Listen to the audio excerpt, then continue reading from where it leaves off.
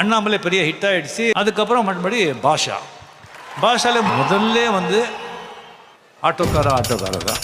சரி, பாஷா படம் வந்து நான் பார்த்து வந்து எனக்கு அவ்வளோ நம்பிக்கை வரல. நான் கேட்டேன், என்னது அது அண்ணாமலை வந்து மாதிரி இருக்குமா, ஏன்னா பீஸாக இருக்குது, இந்த ஃப்ளாஷ்பேக்கு.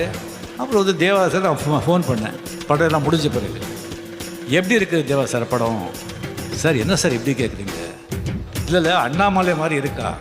அண்ணாமலையா சார்? 10 அண்ணாமலையா சார் இது? இசைஞானி இளையராஜா கொடி கட்டி பறக்கிறாரு. அப்படி பண்ணிட்டு இருக்கும்போது இன்னொரு இசை புயல் வருது, ஏஆர் ரஹ்மான். அந்த 2 இமயம் மத்தியிலே ஒரு நின்னாருன்னு சொன்னாங்க. அதுக்கு அவருடைய உழைப்பு, அவருடைய திறமை, அது மட்டும் இல்லை, அவரோட மனிதத்தன்மை.